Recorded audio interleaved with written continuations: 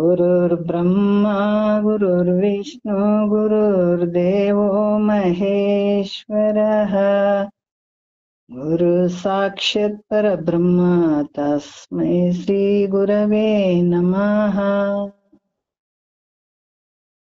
ಶ್ರೀ ಜಗದ್ಗುರು ಸಿದ್ಧಾರೂಢರ ಪಾದಕಮಲಗಳಿಗೂ, ಶ್ರೋತ್ರಿಯ ಬ್ರಹ್ಮನಿಷ್ಠ ಸದ್ಗುರು ಬಸವಾನಂದರ ಪಾದಕಮಲಗಳಿಗೂ, ಅವರ ಪ್ರತಿರೂಪದಂತಹ ನಿಜಗುಣಪ್ಪನವರ ಪಾದಕಮಲಗಳಿಗೂ ನನ್ನ ದೀರ್ಘದಂಡ ಪ್ರಣಾಮಗಳನ್ನ ಸಲ್ಲಿಸುತ್ತಾ, ಎಲ್ಲ ಮಹಾತ್ಮರ ಪಾದಕಮಲಗಳಿಗೂ ನನ್ನ ದೀರ್ಘದಂಡ ಪ್ರಣಾಮಗಳನ್ನ ಸಲ್ಲಿಸುತ್ತಾ, ಮನದಲ್ಲಿ ಸ್ಮರಿಸಿಕೊಳ್ಳುತ್ತಾ, ತಮ್ಮೆಲ್ಲರಿಗೂ ವಂದಿಸುತ್ತಾ, ಇವತ್ತಿನ ನಿಜಗುಣರು ರಚಿಸಿದಂತ ಕೈವಲ್ಯ ಪದ್ಧತಿ ಒಳಗ ಜ್ಞಾನ ಪ್ರತಿಪಾದನಾ ಸ್ಥಳ ಇವತ್ತಿನ ಆಧಾರದ ವಿಷಯ. ಈ ಜ್ಞಾನಕ್ಕ ಬರ್ಬೇಕಾದ್ರ ಬಹಳಷ್ಟು ಜನ್ಮದ ಒಂದು ಪುಣ್ಯ ಅಂತ ಆಗ್ಲೇ ಹೇಳ್ತಾನೆ ಬಂದಿದೆ. ಅದಕ್ಕ ಮೈತ್ರಾದೇವಿ ಕೂಡ ಯಾಜ್ಞವಲ್ಕ್ರು ಹೇಳ್ತಾರ, ಮೈತ್ರ ಸುದತಿ ಕೇಳು, ಈ ವಿಶ್ವದೊಳಗೆ ನಿನ್ನಂತೆ ಪದಪಿಂದಿ ಕೇಳಿದವರ ಯಾರು ಉಂಟು ಅಂತ ಹೇಳ್ತಾರ. ಸದಾಮಳ ಆನಂದಾತ್ಮ ಪದಮುಕ್ತಿ ಪುಣ್ಯವಿಲ್ಲದವರಿಗೆ ಅದೆಂತ ಬೇಡ್ದವ್ರಕೊಳಗು, ಅದರಿಂದ ನೀ ಧನ್ಯ, ನೀನ್ ಅದರಿಂದ ಕೃತಾರ್ತೆ, ನೀನ್ ಅದರಿಂದ ನೀನಿಲ್ಲಿ ಕೃತಕೃತ್ಯ, ಅದರಿಂದ ನಿನಗೆ ಪೇಳುವೆನ್ನು ಕೇಳು ಪದಪಿಂದ ಅದ್ವೈತ ವಿಷಯವನ್ನು ಅಂತ ಹೇಳ್ತಾರ ಅವ್ರ. ಯಾಕಂತಂದ್ರ ಕೇಳುವಂತ ಅಧಿಕಾರಿಗಳು ಇದಕ್ಕೆ ಬೇಕಾಗ್ತದ. ಅದಕ್ಕೆ ವಿಶ್ವದೊಳಗೆ ನಿನ್ನಂತೆ ಪದಪಿಂದ ಕೇಳದವರ ಯಾರು ಉಂಟು ಅಂತ ಹೇಳ್ತಾರ. ಎಲ್ರು ನಾವು ಈ ಕೆಲಸವನ್ನ ಕೇಳ್ತಾ ಇದ್ದೀವಿ, ಮಾಡ್ತಾ ಇದ್ವಿ, ಮಹಾತ್ಮರ ವಾಕ್ಯಗಳನ್ನ ಕೇಳ್ತಾ ಇದ್ದೀವಿ ಅಂದ್ರೆ ನಾವೆಲ್ಲ ಧನ್ಯರು, ಭಾಗ್ಯವಂತರು ಅಂತ ಹೇಳ್ಬೇಕಾಗ್ತದ. ಹಂಗಾಗಿ ಈ ಜ್ಞಾನ ಪ್ರತಿಪಾದನಾ ಕೈವಲ್ಯ ಪದ್ಧತಿ ಒಳಗ ಜ್ಞಾನ ಪ್ರತಿಪಾದನಾ ಸ್ಥಳ ಈ ವಿಷಯ. ಯಾಕಂತಂದ್ರ ಜ್ಞಾನಕ್ಕೆ ಬರೋರು ಎಲ್ಲೋ ಅಪರೂಪ, ಎಲ್ರೂ ಬರ್ತಾರ, ಎಲ್ರು ತಿಳ್ಕೋದಿ. ಯಾಕಂದ್ರೆ ಆಗಮ ನಿಗಮದಲ್ಲಿ ಜ್ಞಾನದ ಬಗ್ಗೆನೇ ಹೇಳುವಂಥದ್ದು. ಇದು ಹೆಂಗಿದೆ ಅಂದ್ರ, ಕನ್ನಡಿ ಮನೇಲಿ ಕನ್ನಡಿ ಇರ್ತದ, ನನ್ನನ್ನು ನೋಡ್ಕೊಬ್ರಿ ಅಂತ ಯಾವತ್ತು ಕನ್ನಡಿ ಕರೆಯಲ್ಲ. ಕನ್ನಡಿಯನ್ನ ನಮ್ಮ ಮುಖವನ್ನ ನಾವು ನೋಡ್ಕೋಬೇಕು, ನಾವು ಹೇಗಿದ್ದೀವಿ ಅಂತ ನೋಡ್ಕೋಬೇಕಾದ್ರೆ ನಾವು ಕನ್ನಡಿಗೆ ಹತ್ರ ನಾವೇ ನಿಂತು ನೋಡ್ಕೊಳ್ಬೇಕಾಗ್ತದಲ್ಲ. ಹಾಗೆ ಈ ಶಾಸ್ತ್ರಗಳು ಕೂಡ ಹಾಗೇನೆ ಅಧಿಕಾರಿ. ಯಾಕಂದ್ರೆ ನನಗೆ ದುಃಖ ಒಂದು ಗೊತ್ತಾಗಿರ್ಬೇಕು. ದುಃಖ, ನಿಜವಾದ ದುಃಖ ಯಾವ್ದು ಗೊತ್ತಾದಾಗ ಗುರುವಿನ ಯಾಕಂದ್ರೆ ರೋಗ ಗೊತ್ತಾದಾಗೆ ಡಾಕ್ಟರ್ ಹುಡ್ಕಕ್ ಸಾಧ್ಯ ಆಗ್ತದ, ಇಲ್ಲಂದ್ರೆ ಡಾಕ್ಟರ್ನ ಎಲ್ಲಿ ಹುಡ್ಕಕ್ ಆಗ್ತದ. ಒಳಗಡೆ ರೋಗ ಇದ್ರೂ ಕೂಡ ಸ್ಲೋ ಆಗಿ ಇತ್ತು, 4ನೇ ಸ್ಟೇಜಿಗೆ ಬಂತಂದ್ರೆ ಸತ್ಯ ಹೋಗ್ಬಿಡ್ತಾನ. ಹಂಗಾಗಿ ಭವ ದುಃಖ ಅನ್ನುವಂಥದ್ದು ನಮ್ ಪ್ರತಿಯೊಬ್ಬ ಮನುಷ್ಯನಿಗೆ ಐತಿದ. ಇದ್ದದಕ್ಕಾಗಿ ಇವಾಗ ನಾವು ಹುಟ್ಟಿ ಬಂದಂಥದ್ದು ಇದು ಭವರೋಗ. ಇದು ಭವರೋಗ, ಇದು ಕಳಿಲಿಕ್ಕೆ ಬರದೇ ಇರುವಂತ ರೋಗಪ್ಪ ಅಂತ ನಮಗ ಗೊತ್ತಾಯ್ತು. ಇದು ದೊಡ್ಡ ರೋಗ ಅಂತ ಯಾವಾಗ ಗೊತ್ತಾಯ್ತು ಅಂದಾಗ ಗುರು ಅನ್ನುವಂಥ ವೈದ್ಯನ ಹುಡ್ಕಕ್ ಶುರು ಮಾಡ್ತೀವಿ, ಅದನ್ನ ಪಾದಕ್ಕೆ ಶರಣಾಗತನಾಗ್ತೀವಿ. ನಾವು ಇದರಿಂದ ಬಿಡುಗಡೆ ಹೊಂದಬೇಕನ್ನುವಂಥ ಒಂದು ಭಾವ ಪ್ರತಿಯೊಂದು ಮಾನವ ಶರೀರವನ್ನು ತೊಟ್ಕೊಂಡು ಬಂದಂತ ಪ್ರತಿಯೊಬ್ಬ ವ್ಯಕ್ತಿಗೆ ಇದು ಅಧಿಕಾರ ಐತೆ. ಇದರಿಂದ ಮುಕ್ತನಾಗ್ಬೇಕನ್ನುವಂಥದ್ದು. ಇಲ್ಲಾಂದ್ರ ಪುನರಪಿ ಜನನ ಪುನರಪಿ, ಈ ಕಷ್ಟ ಅನ್ನುವಂಥದ್ದು ಹೇಳ್ತೀರ್ದು ಒಂದಲ್ಲ ಎರಡಲ್ಲ ಕಷ್ಟ. ತಾಯಿ ಗರ್ಭ ಅನ್ನುವಂತ ಕಷ್ಟ ಅಲ್ಲಿಂದನೇ ಹೇಳ್ತಾರಲ್ಲ, ಬಾಲಕ ತರುಣ ಜರಜೀರ್ಣ ರೂಪಾಗಿ ಮೇಲೆ ನರಕಿಯಾಗಿ ಬಳಿಕಿ ಕ್ರಮದೋಳು ತಾಳಲಾರೆನು ತನುವನ್ನು ಶಂಭುಲಿಂಗವೇ ಪಾಲಿಸೆಂದರಿಗೆ ಭಿನ್ನೈಪಿ ಭೀತಿ ಹೇಳುವಂತ ನಿಜಗೊಂಡ್ರು ಹೇಳ್ತಾರೆ. ಅವರ ತರ ಹೇಳಿದಾರಂತಾಗ ಅದಕ್ಕೆ ನಿದ್ರೆ ಬಾರದು ಪರಿಭವ ದುಃಖ ಸಮುದ್ರವೆನಿಸುವ ಸಾಯಸವನ್ನೇ ನೆನೆದು ಅಂತ ಎಷ್ಟು ಅದ್ಭುತವಾಗಿ ಹೇಳ್ತಾರಲ್ಲ. ಅವ್ರಷ್ಟೇ ಮಹಾತ್ಮರಿಗೆ ಅಷ್ಟೇ ಐತ್ರಿ ದುಃಖ ಅಂತಲ್ಲ, ಅದು ಅವ್ರಿಗೆ ಅಷ್ಟೇ ಐತ್ರಿ ಅದು ಭವರೋಗ ಅನ್ನುವಂಥದ್ದು. ಅದಕ್ಕೆ ಅವ್ರ ಬಡದಾಡಿ ಮಾಡ್ಕೊಂಡ್ರಂತಲ್ಲ, ನಮಗೂ ಐತಿ ಅದು ದುಃಖ. ನಾವು ಬಡದಾಡ್ಬೇಕಾಗ್ತದೆ ಇಲ್ಲಿ. ಅವರ ಮಾಡ್ಕೊಂಡ್ಬಿಟ್ಟಾರಿ, ನಾವು ಕುಂದ್ರು ನಮ್ಗೆ ಯಾಕ್ರಿ, ನಮ್ಗೆ ಆಗಲ್ರಿ ಅಂತ ಅಲ್ಲ. ಇಲ್ಲಿ ನಿನಗೂ ಪ್ರಯತ್ನ ಪಟ್ರೆ ನಿನಗೂ ಖಂಡಿತ ಆಗ್ತದಪ್ಪ. ಭೂಮಿ ಮೇಲೆ ಹುಟ್ಟಿ ಬಂದಿ ಅಂತ ನಿನಗ ಆಗಂಗ್ಲೇನ? ಒಂದು ಗುಂಗಿ ಹುಳು ಬರೇ ಆ ಗುಂಗಿ ಶಬ್ದವನ್ನೇ ಕೇಳೆ ಭ್ರಮರಾಗಿ ಹೊರಗ್ ಬರ್ತದ, ಕೀಡೆ, ಹಸಿರು ಕೀಡೆ. ಆದ್ರ ನೀನ್ ಆಗಂಗ್ಲೇನೋ? ಮಹಾತ್ಮರು ಬಹಳಷ್ಟು ಎಚ್ಚರಿಕೆ ಕೊಡ್ತಾರೆ ನಮ್ಗೆ. ಯಾಕಂದ್ರೆ ಈ ದುಃಖ ತಪ್ಪಿದ್ದಲ್ಲ, ಎಷ್ಟೇ ಜನ್ಮಗಳು ಬಂದ್ರು ಕೂಡ ಈ ದುಃಖ ತಪ್ಪಿದ್ದಲ್ಲ. ಅದಕ್ಕಾಗಿ ಜ್ಞಾನ ಪ್ರತಿಪಾದನಾ ಸ್ಥಳದಾಗ ಈ ಕೆಲವು ವಿಷಯಗಳನ್ನ ಅವರು ಮೊನ್ನೆ ವಿಚಾರ 6 ನಾನೆಂದು ವಿಚಾರಿಸಿ ತಿಳಿಯ ಸಂಸಾರ ಸಾಗರವನ್ನು ಉತ್ತರಿಪುದರಿದೆ ಅಂತ ಅದ್ರಲ್ಲಿ ಕೊನೆಯ ನುಡಿಯಲ್ಲಿ ಕೂಡ ಹೇಳ್ತಾರ. ಪರಮ ಜೀವ ಅಂತಾರ. ವಿಶ್ವ ತೈಜಸ ಪ್ರಾಜ್ಞೆ ತುರಿಯಾದಿ ವಿಷಯ ದೃಕ್ಕುಗಳ ಇವಾನಲ್ಲ, ಪರತರಾನಂದೈಕ ರಸ ರೂಪ ದೃಶ್ಯ ಮಾತ್ರ ಗುರು ಶಂಭುಲಿಂಗದ ನಿಜವೇ ತಾನಾಗಿ.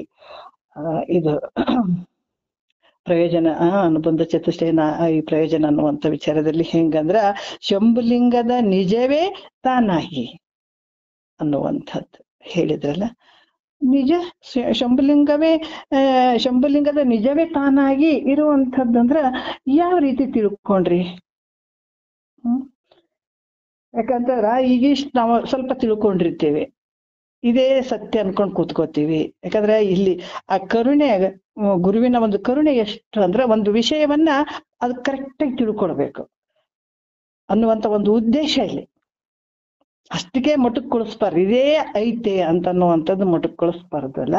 ಹಂಗಾಗಿ ಕೆಲವು ವಿಷಯಗಳನ್ನ ಅವರು ತಿಳ್ಕೊಳಕ್ಕೆ ಕೇಳ್ತಾರ, ಅವರು ಪ್ರಶ್ನೆಗಳನ್ನ ಮಾಡ್ತಾರ. ಅಲ್ಲಪ್ಪ, ನಾವ್ ಇಂಥ ಒಂದು ಶಂಭುಲಿಂಗದ ನಿಜವನ್ನ ನಾವು ಅರ್ಥಕೊಂಡಿದೀವಿ, ತಿಳ್ಕೊಂಡಿದೀವಿ ಅಂತ ಏನು ಅಂತ ಪರಿ ಹೇಳ್ತೀರಲ್ಲ, ಏನ್ ಅರ್ಥಕೊಂಡ್ರಿ ನೀವು? ಹೌದಲ್ಲ, ಈಗ ನಮ್ ಕಡೆ ಈ ವಿಷಯಗಳು ಬಂದಿದಾವ. ಯಾಕಂದ್ರ ಉಪದೇಶ ತಗೊಂಡ್ಮೇಲೆ ನಾವು ಮುಕ್ತರೇ ಅಂತ ತಿಳ್ಕೊಂಡ್ಬಿಡ್ತೀವಿ ನಾವು. ಆದ್ರೆ ಏನ್ ಮಾಡ್ಬೇಕಂತ ಗೊತ್ತಿಲ್ಲ ನಮ್ಗೆ. ಅದಕ್ಕೆ ಹೇಳ್ತಾರಲ್ಲ ಅವ್ರು, ಮಹಾಮಂತ್ರದ ಗುರುತೇನಿಲ್ಲ, ಅದರ ಮಹಿಮವು ನಿನಗೇನು ತೋರದೊಯ್ತಲ್ಲ. ಎಷ್ಟು ಅದ್ಭುತವಾಗಿ ಹೇಳ್ತಾರೆ. ಮೋಹದಿ ಬಲಿಯಾದಿಯಲ್ಲ, ಮಹಾಮಾಯೆಗೋಲಿದು ನೀ ಮಾಯವಾದೆಲ್ಲ, ಇನ್ನೇನು ಉಳಿಗಾಲವಿಲ್ಲ.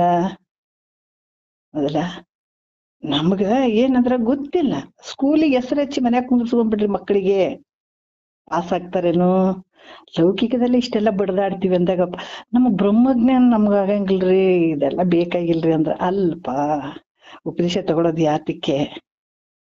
ಇದ್ರ ಒಳಗ ತಿಳ್ಕೊಳಕಪ್ಪ.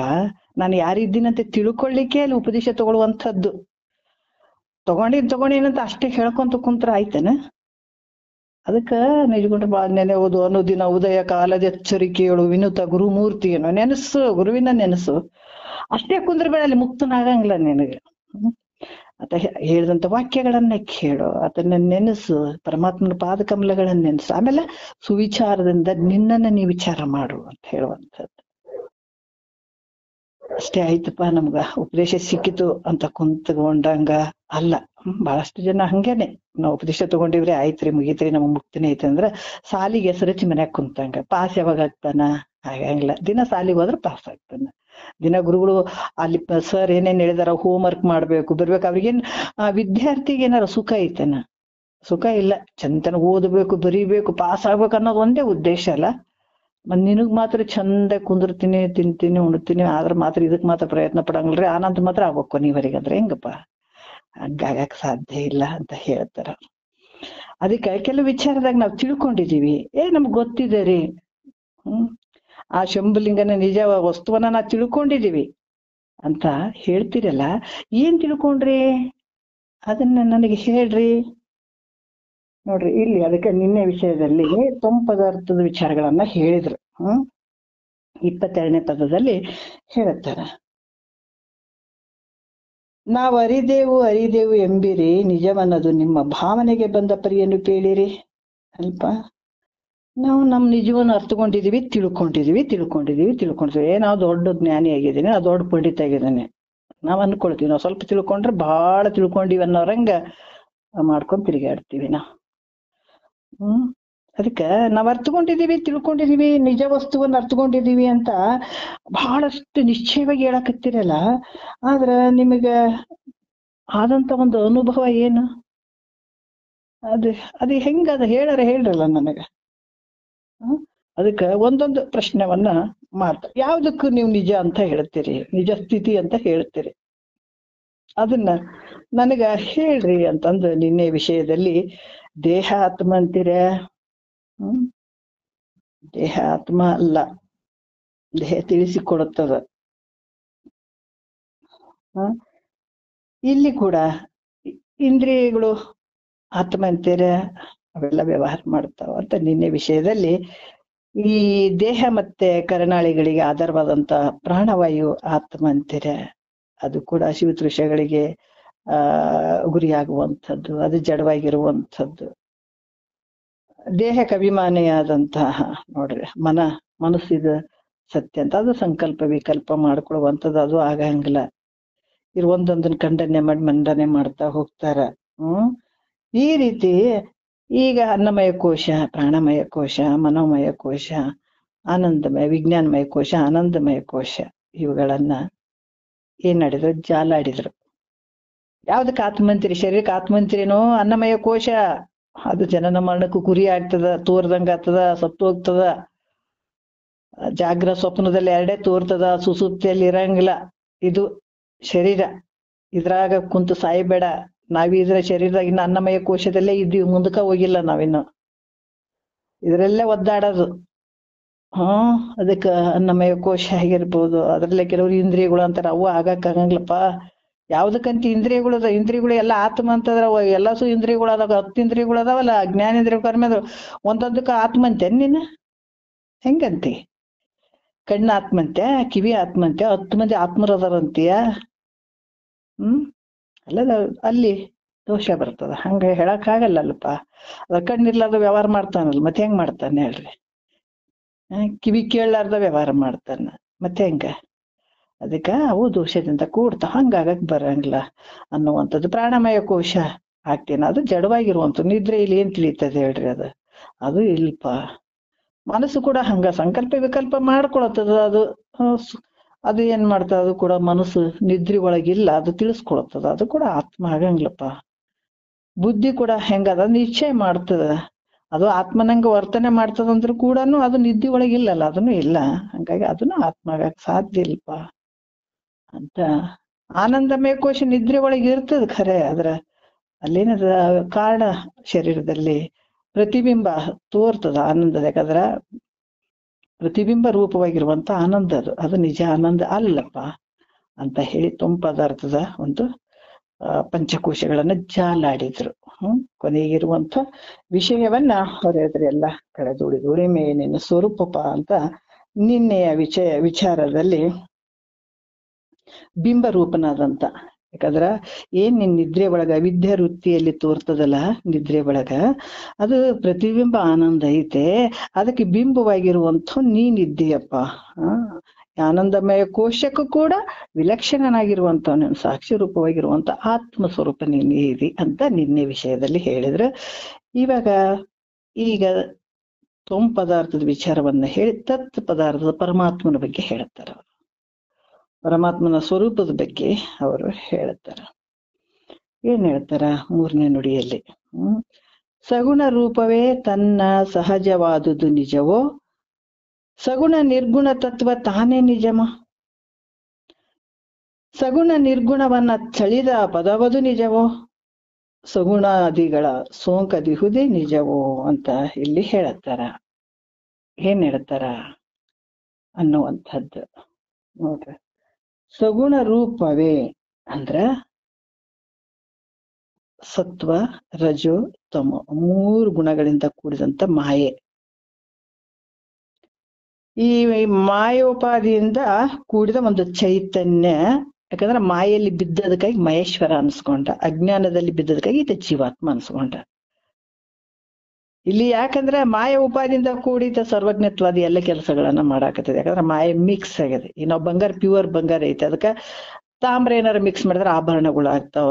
ಬಹಳಷ್ಟು ಈ ಚಿತ್ರವಾಗಿ ಕೆಲವೊಂದು ಆಭರಣಗಳನ್ನ ಮಾಡ್ಬೇಕಾದ್ರೆ ಪ್ಯೂರ್ ಬಂಗಾರಲಿಂದ ಆಗಂಗಿಲ್ರಿ, ಏನಾರು ಮಿಕ್ಸ್ ಮಾಡಿದ್ರೆ ಆಗ್ತದ ಅಂತಾರ. ಹೌದಿಲ್ಲ? ಅದ್ರಾಗ ಇಲ್ಲಿ ಮಾಯ ಏನೈತಿ, ಇಲ್ಲಿ ಉಪಾಧಿ ಆಗ್ಬಿಡ್ತು. ಮಾಯ ಉಪಾಧಿಯಲ್ಲಿ ಅಲ್ಲಿ ಮಾಯಲ್ಲಿ ಬಿದ್ದದಕ್ಕಾಗಿ ಆತ ಏನಂದ ಮಹೇಶ್ವರ ಅನ್ಸ್ಕೊಂಡ. ಅವಿದ್ಯೆಯಲ್ಲಿ ಬಿದ್ದದಕ್ಕಾಗಿ ಆತ ಜೀವಾತ್ಮ ಅನ್ಸ್ಕೊಂಡ. ಇಲ್ಲಿ ಏನ್ ಹೇಳ್ತಾರ? ಸತ್ವ ರಜೋತಮ 3 ಗುಣಗಳಿಂದ ಕೂಡಿದಂತ ಈ ಮಾಯೋಪಾದಿಯಿಂದ ಕೂಡಿದಂತ ಒಂದು ಚೈತನ್ಯವೇ ಸಗುಣ ರೂಪವೂ ಆದಂತ ಮಹೇಶ್ವರ ಅಂತ ಹೇಳಿಸ್ಕೊಳ್ತದೆ. ಆದ್ರ ಈ ಸ್ವರೂಪ ನಿಜ ಐತೇನು ಅಂದ್ರ ಇಲ್ಲ. ಯಾಕಂತಂದ್ರ ಸಗುಣ ರೂಪ ನಾವು ಬಹಳಷ್ಟು ಸಗುಣ ರೂಪದಲ್ಲಿ ಕೂಡ ನೋಡ್ತೀವಿ. ಕೆಲವೊಂದು ಸಗುಣ ರೂಪದಲ್ಲಿ ಈ ಗುಡಿ ಗುಂಡಾರಗಳಲ್ಲಿ ದೇವರು ದೇನ್ರು ಅವೆಲ್ಲ ಸಗುಣ ರೂಪದಲ್ಲಿ ಕೂಡ ನಾವು ಹಿಂಗ ಹಂಗ ಅಂತ ಹೇಳ್ತೀವಿ. ಯಾತಕ್ಕೆ ಅದನ್ನೆಲ್ಲ ಇಟ್ರು ಈಗ ಅದನ್ನೇ ಹೇಳ್ತಾರೆ ಅವರು. ಸಗುಣ ರೂಪವೇ ತನ್ನ ಸಹಜವಾದದ್ದು ನಿಜವೋ ಅಥವಾ ಸಗುಣ ನಿರ್ಗುಣ ತತ್ವ ತಾನೇ ನಿಜವೋ ಅಂತ ಹೇಳ್ತಾರೆ. ಯಾಕಂದ್ರ ಸಗುಣ ನಿರ್ಗುಣ, ಯಾಕಂದ್ರ ಇಲ್ಲಿ ಏನ್ ಹೇಳ್ತಾರ, ಸಗುಣವು ನಿರ್ಗುಣವಿಲ್ಲದೆ ತೋರಕ್ ಬರಂಗಿಲ್ಲ, ಹೇಳಕ್ ಬರಂಗಿಲ್ಲ. ಹಂಗಂತಾರೆ ಮಹಾತ್ಮರು ಏನ್ ಮಾಡಿದ್ರು, ಆ ಕೆಲವೊಂದು ಸಗುಣ ರೂಪದ ಒಂದು ಕುರುಹನ್ನು ಕೊಡ್ತಾರೆ. ಏನಂದ್ರೆ ಆ ನೋಡು, ಅದು ತಿಳಿಸ್ಬೇಕು, ಹೆಂಗಾದ್ರೆ ತಿಳಿಸ್ಬೇಕು. ಆದ್ರ ಅದು ಆ ಬ್ರಹ್ಮನ್ನ, ನಿರಾಕಾರವಾಗಿರುವಂತಹ ಬ್ರಹ್ಮನ್ನ ಮಾತಿಗೂ ಸಿಗವನಲ್ಲ, ಮನಸ್ಸಿಗೂ ನಿಲ್ಕವನಲ್ಲ, ಯಾವ್ದಕ್ಕೂ ನಿಲ್ಕದೇ ಇರುವಂಥವನ್ನ ತಿಳಿಸ್ಬೇಕಾಗ್ಯದಲ್ಲ. ಹಂಗಾಗಿ ಕೆಲವೊಂದು ಮೂರ್ತಿಗಳ ರೂಪವಾಗಿ ಹಂಗ ಹಿಂಗ ಎಲ್ಲಾ ಒಂದು ಮೂರ್ತಿಗಳನ್ನ ಇಟ್ಟಿದಾರ, ಮಾಡಿದಾರ ಅಂದ್ರೆ ಒಂದೇ ಒಂದು ಉದ್ದೇಶ, ನಿನ್ನ ಆನಂದ, ನಿನ್ನ ಸ್ವರೂಪವನ್ನು ತೋರ್ಸ್ಲಿಕ್ಕೆ ಇಟ್ಟಂಥದ್ದು ಅವೆಲ್ಲಾನು. ಅವು ಅದ್ರ ಬಗ್ಗೆನು ಬರ್ದಿದ್ದಾರೆ ವೇದಗಳಲ್ಲಿ. ಇಲ್ರಿ ಈ ತರ ಮೂರ್ತಿ ಪೂಜೆ, ಆ ಪೂಜೆ, ಈ ಪೂಜೆ ಅಂತೆಲ್ಲ ಬರ್ದಿದ್ದಾರೆ. ಆದ್ರೆ ಮೇಲ್ಗಡೆ ಇರುವಂತ ಉದ್ದೇಶ ಒಂದೇನೆ, ನಿನ್ನ ಸ್ವರೂಪವನ್ನ ತಿಳಿಸ್ಲಿಕ್ಕೆ ಇಟ್ಟಂತದ್ದು. ಯಾಕಂದ್ರೆ ಅಟ್ಲೀಸ್ಟ್ ಒಮ್ಮಲ್ಲೇ ಏನು ಇಲ್ಲ ಅಂತ ಅಲ್ಲೇನು ಅರ್ಥ ಆಗಂಗಿಲ್ಲಲ್ಲ. ಸಗುಣ ಆಕಾರದಿಂದ ಹೋದಾಗ ಮಾತ್ರ ನಿರ್ಗುಣ ತಿಳ್ಕೊಳಿಕ್ಕೆ ಸಾಧ್ಯ. ಅದಕ್ಕೆ ಅರಿವು ತಿಳಿಯಲೆಂದು ಕುರು ಕೈಯಲ್ಲಿ ಕೊಟ್ರಪ್ಪ. ಹೆಂಗದನ್ನ ಪರಮಾತ್ಮ, ಹಿಂಗದ ನೋಡು, ಮತ್ ತಿಳಿಸ್ಬೇಕು, ಹೆಂಗಾದ್ರೂ ತಿಳಿಸ್ಬೇಕಲ್ಲ. ಆದ್ರ ಈಗ ಎಲ್ಲ ಇಟ್ಟಿದಾರಂತ ಯಾಕಂತಂದ್ರ ನಿನ್ನ ಭಾವದಲ್ಲಿ ಭಕ್ತಿ ಭಾವ ಬರ್ಲಿ. ಈ ಜೀವಿಗಳಿಗೇನು ಗೊತ್ತಿರಂಗಿಲ್ಲ, ಯಾವ್ದೋ ಒಂದು ಅಧರ್ಮ ಕೆಲಸಗಳನ್ನ ಮಾಡ್ತಿರ್ತಾರ. ಮೊದಲಿಂದ ತಗೊಳ್ಬೇಕಲ್ಲ, ಬುದ್ಧಿ ಹೇಳ್ಬೇಕಲ್ಲ ಮಕ್ಕಳಿಗೆ. ಯಾಕಂತಂದ್ರ ಒಂದು ವಿಹಿತವಾದಂತ ಕರ್ಮಗಳನ್ನ ಈ ತರ ಮಾಡಿದ್ರೆ ನಿನಗ ಸ್ವಲ್ಪ ಅಲ್ಲಿ ಭಯ ಹುಟ್ಟಿಸುವಂಥದ್ದು. ನೋಡು, ಅಧರ್ಮ ಕೆಲಸಗಳನ್ನ ಮಾಡಿದ್ರೆ ಭಗವಂತ ನಿನಗೆ ದೇವ್ರು ಹಿಂಗ್ ಮಾಡ್ತಾನ ನೋಡು, ಹಂಗ್ ಮಾಡ್ತಾನ ನೋಡು, ಅದಕ್ಕೆ ನೀನು ಎದರಿಕೆಯಿಂದ ಹಿಂಗ ಹೋಗ್ಬೇಕು, ಹಂಗ ಹೋಗ್ಬೇಕು ಅಂತ ಹೇಳುವಂಥದ್ದು. ಅಲ್ಲಿ ಮನಸ್ಸಿನಲ್ಲಿ ಆ ಭಕ್ತಿ ಭಾವ ತುಂಬುವಂಥದ್ದು ಅದರಲ್ಲಿ. ಆದ್ರೆ ಅಷ್ಟೆಲ್ಲ ಮಾಡಿ ಆ ಭಕ್ತಿ ಭಾವ ತುಂಬಿ ಅದೇ ಆ ಸಗುಣ ರೂಪದಲ್ಲಿರುವಂತ ಒಂದ್ ಏನ್ ಪೂಜೆ ಪುರಸ್ಕಾರ ಇಂಥವೆಲ್ಲ ಮಾಡ್ತೀವಿ, ಆ ಭಾವವನ್ನು ವ್ಯಕ್ತಪಡಿಸ್ತೀವಿ, ಅದೇನಾದ್ರ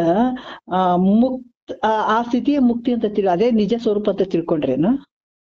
ಯಾಕಂತಂದ್ರ ಅದ್ರಲ್ಲೇ ಕೂಡ್ಬೇಡ, ಅದು ಅಲ್ಲ, ಅದು ಕೂಡ ಅಲ್ಲ, ಅದು ನಿಜದ್ದಲ್ಲ. ಯಾಕಂದ್ರ ಅದ್ರಲ್ಲೇ ಕೂಡ್ಬೇಡ, ಇನ್ನು ಮುಂದಕ್ಕೆ ಹೋಗು. ಅದಕ್ಕೆ ಹೇಳ್ತಾರ ಅವರು, ಸಗುಣ ರೂಪವೇ ತನ್ನ ಸಹಜವಾದ, ಅದು ಕೂಡ ಆಗಂಗಿಲ್ಲಪ್ಪ, ಅದು ಕೂಡ ಆಗಲ್ಲ. ಯಾಕಂತಂದ್ರ ನಿನಗ ತಿಳಿಲಿ ಅಂತ ಇಟ್ಟಿದಾರ ಹೊರತಾಗಿ ಅದೇ ಒಂದು ಆಗಂಗಿಲ್ಲ. ಮತ್ತೆ ತಿರ್ಗ ನೀನು ಮುಂದಕ್ಕೆ ಹೋಗ್ಬೇಕು. ಅದಕ್ಕೆ ಹೇಳ್ತಾರ ಸಗುಣ ನಿರ್ಗುಣ ತತ್ವ ತಾನೇ ನಿಜವೋ. ಅದೇನಂದ್ರ ಸಗುಣ ಯಾಕಂತಂದ್ರ ಒಂದು ವಸ್ತುವನ್ನ ತಿಳಿಸ್ಬೇಕಾಗ್ಯದ. ಈಗ ಏನಂತಂದ್ರ ದೇವದತ್ತನ ಮನೆ ಅಂತ ಕೆಲವು ಉದಾಹರಣೆಗಳು ಹೇಳ್ತಾರೆ. ದೇವದತ್ತನ ಮನೆ ಒಂದ್ ತೋರ್ಸ್ಬೇಕಾಗ್ಯದ, ಅಷ್ಟು ದೂರ ಐತಿ, ಅದು ಹೇಳಕ್ ಬರ್ತಾ ಇಲ್ಲ. ಏನಂತ ಹೇಳ್ಬೇಕಲ್ಲಿ, ಏನಂತ ಹೇಳ್ಬೇಕು, ಅಲ್ಲಿ ಒಂದು ಕಾಗಿ ಕುಂತದ ಅಥವಾ ಏನೋ ಐತಿ ನೋಡಪ್ಪ, ಆ ಮನೆ ಅದೇ ಮನೆ ನೋಡು ಅಂತ ಹೇಳ್ಬೇಕಾಗ್ತದಲ್ಲ.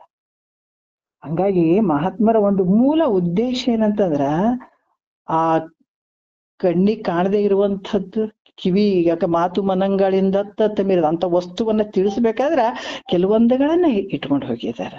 ಅದಕ್ಕೆ ಅದೇ ಏನಾದ್ರ ನೀವು ಸಗುಣ ರೂಪದಿಂದ ಇರುವಂತದ್ದು ಏನಾರ ನಿಜ ಅನ್ಕೊಂಡ್ರೇನು?